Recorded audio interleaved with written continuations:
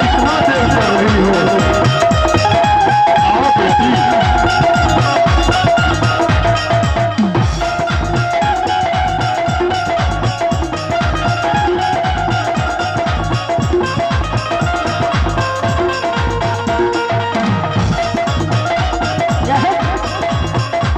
बेटी लक्ष्मी, तुम क्यों नहीं आ रही हो? आओ बेटी, तू अपने हाथ का बना हुआ प्रसादी लाओ।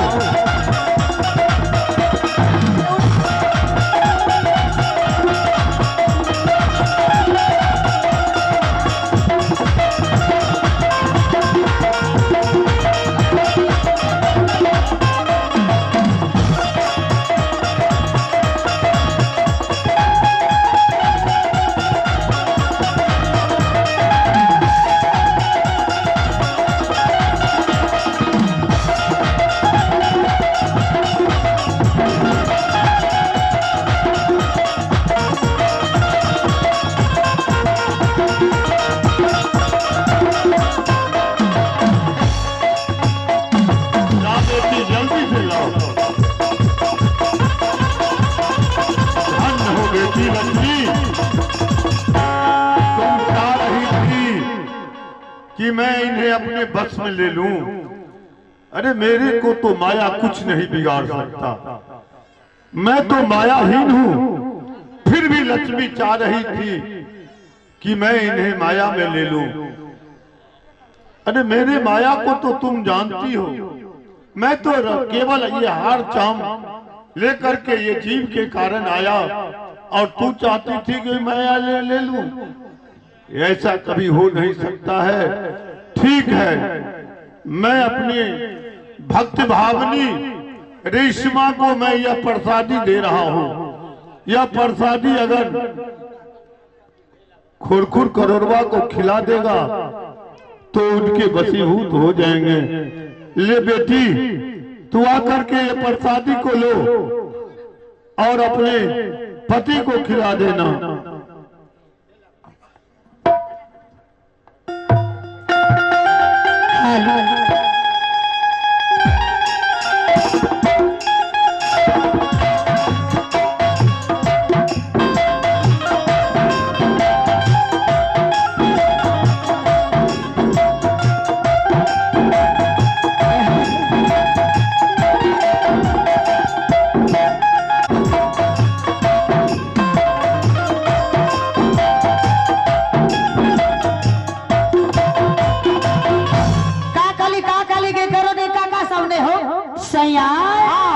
रात में जो सुबह रही है सपना में देखता रही कि अच्छा कि बड़का बड़का भट्टा के बड़का बड़का आलू के बड़का बड़का गोभी के हम तरुआ खाता रही से हमरा जी से पानी गिरे।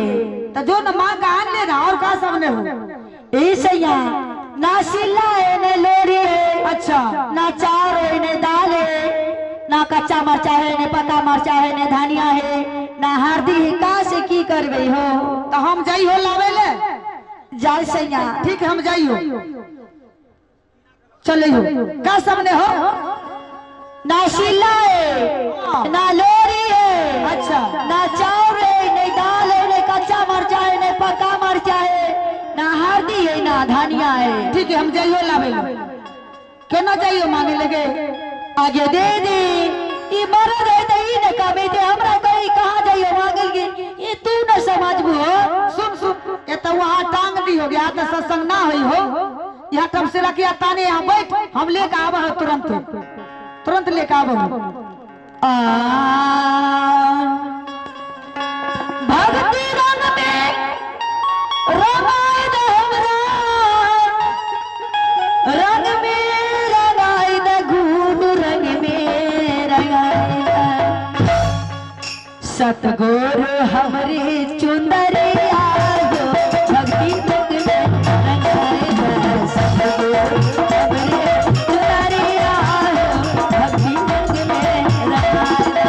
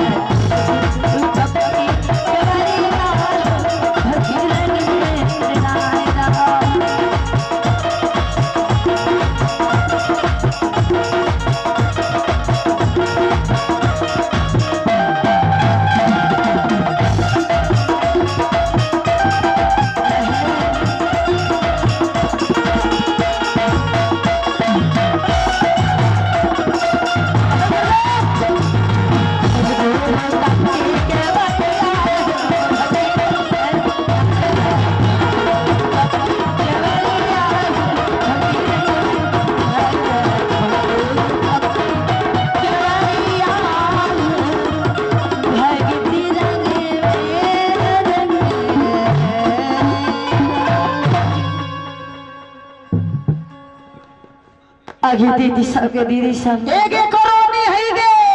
हाँ सैया हो एगे हमरा बहुत जोर से भारी लागे लोगे। कहाँ है वो ये ना होगे देखो ने आगे दाइयो जल्दी उतार लगे लगे सैया जल्दी उतार। भारी हो गए। का सब ले लूं ये देखी एमे सब कुछ हो। ई बैगन हो आगे दाइयो कैसा है गे आई जे हो तू कहना रही जे हमरा ला तू शॉट न दे तो तेरा ला ये मन से सीख लिया है ना।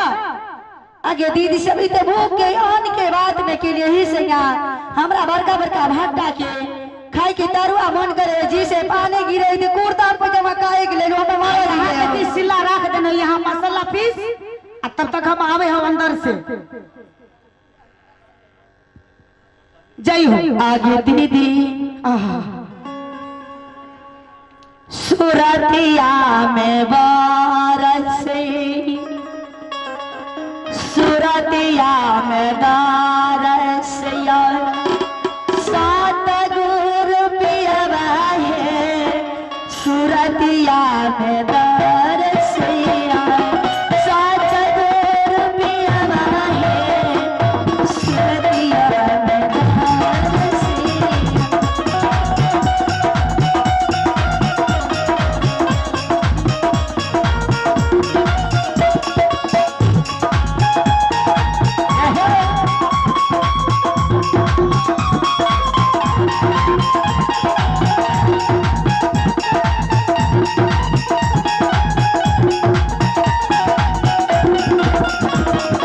सुरतिया में दारसिया सात गुर पियवा है सुरतिया में दारसिया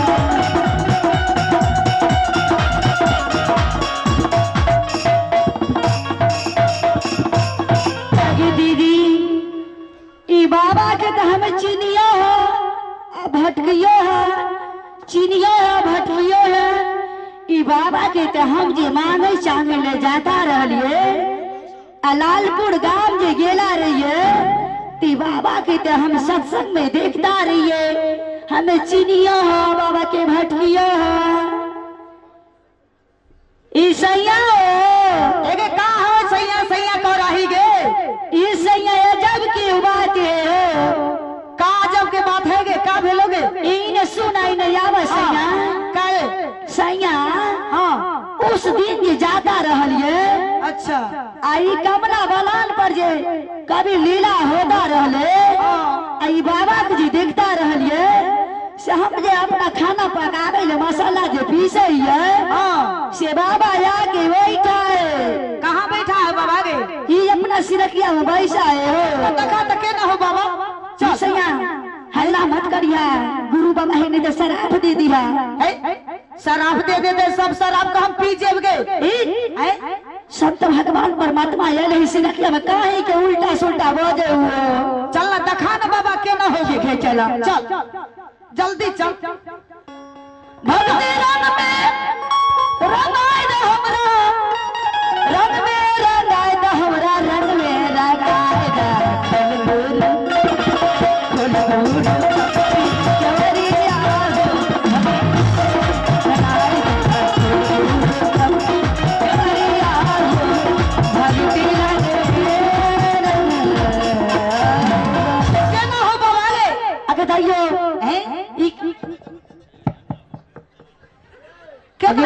ये शराब दे दी कैसा है गई रुक दे हम देखा हूँ के ना हो ले हो कहाँ मिले हो बाबा। ये लंबा लंबा धारी है हाँ लंबा लंबा बाबा की दाढ़ी है आई पगड़ी के मुरटा बहनों बांधल है बैसा है। अच्छा रुक हम देखे चुनिक से के ना हो गे। लगे है कि आँख में एक मार्चा लगा हुआ है ए मनसा बाबा शराब दे मोनी महात्मा गुरुदेव बाबा ये सिरकिया भाव दीदी सब के दीदी सब लगे ज्यादा पी लेल के शराब देखिए हम तो बाबा का ना देखियो के है बाबा डाबा बाबा के हाँ बड़का बड़का दाढ़ी है, हाँ आ पिना हुआ माला है, अच्छा आई पगड़ी बढ़िया से नीमन से बांध ले के न गे ध्यान में बाबा वैसा है। अचानक कैला है और उजरा वस्त्र के धारण करला हुए है। देखी इकोरोनी झूठे बाजत रहे हर सर इस सेमा से के बाबा नहीं चूनों से ढो रहे मोखार के गाछ भैया हमरा बजा दे पहला ई तोरा गोर लगइए तोर हमें पैर पकड़िए सैया ए सुनो भाई साहब सब लोग सब सुना चूना जे उजरा हुई है आ गाछ जे है आम के आ दीपावली में जे घर द्वार ढोरे है वह लगे है सेवा चकेवा का ढौरा लगल है वही से ढोरल है गाछ में नहीं चूना ढोरे है ए वही है आई कहे बाबा है झूठे बोले है। सुना सैया हरदम मजाक बानी ना बढ़िया लगे ई बाबा एला है ई बाबा कैसा ध्यान तोड़ते कौन बानी से बाबा की जगह से समझ में नहीं आवे है। चलो चलो रे भगतन सब जे अपने से चिजका कहे कबीरा सुन भाई सब कोई कहे सुन भैया कहे कबीरा सुनो सुनो रे भगतन यार कहे कबीरा सुन भाई है सबके जान कहे कबीरा सुन भाई ए सैया हाँ कहाँ नुका के उल्टा सुल्टा बोली हूँ यहाँ आऊ ना बाबा के का बानी से हम जगाइए ध्यान तोड़िए ठीक है। आई गुरु पयला की नाम के लाए खा दीजिए गुरु पयला की नाम के ला खा दीजिए गुरुवर पयला के नाम के।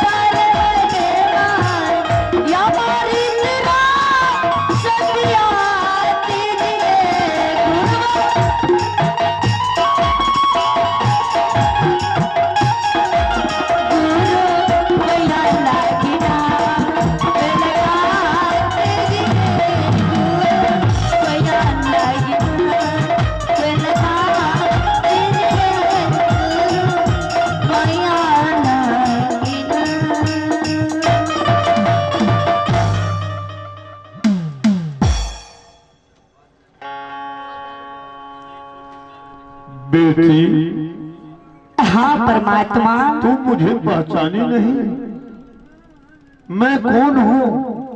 तू मुझे नहीं पहचानी, मैं तुम्हें पहचान देता हूँ।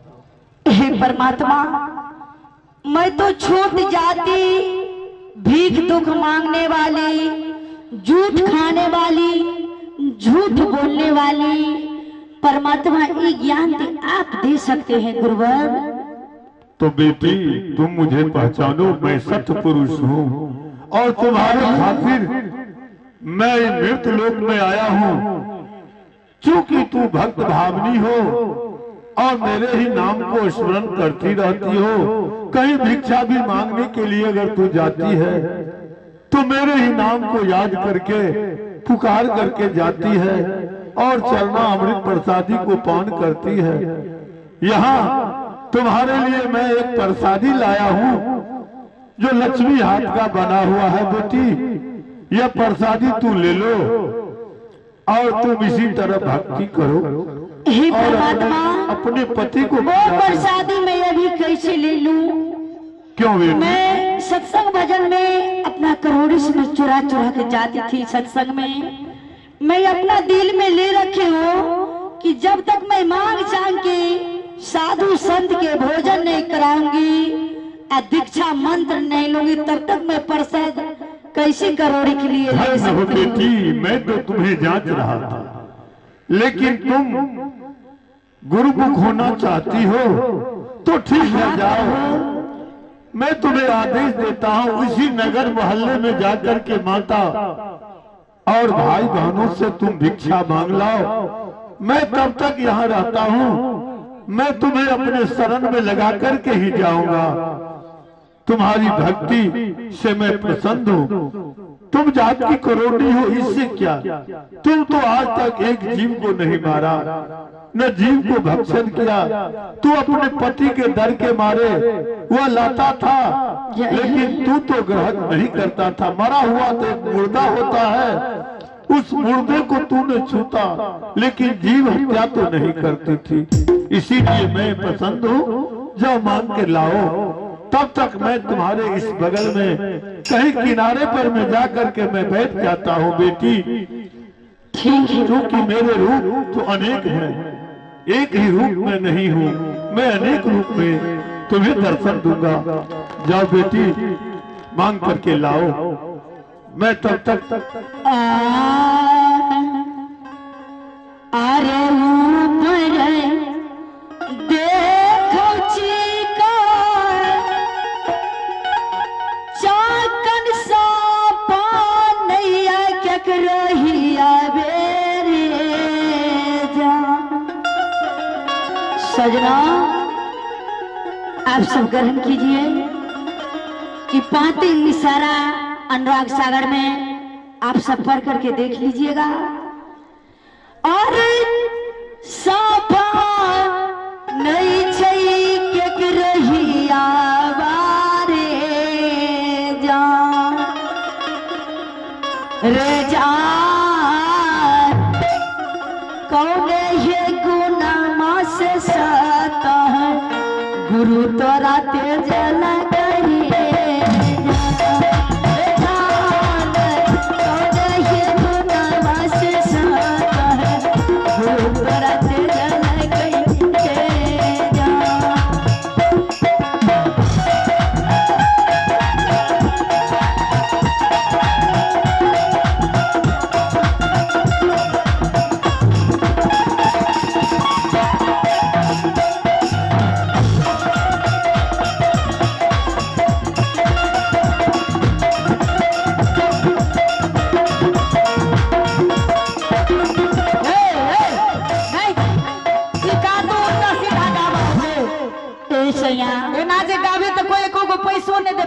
अछाड़ा जे घरे हो सबटा भूखे मर जेतो, बुझलो। ई जाए मांग चांगे लो, भीख दू चावल मांग लेबे, बैगन मांग लेबे, भाटा मांग लेबे, आ चला एबे हो। जते हमर युवक भैया छो जे कनी हमरे साथ दा 2 बोतल दारू कीनम आ पियम। 1 रुपया हो 1 रुपया दे दो, कुछ काम हो जाए भैया। 1 रुपया दे दो, कुछ काम हो जाए।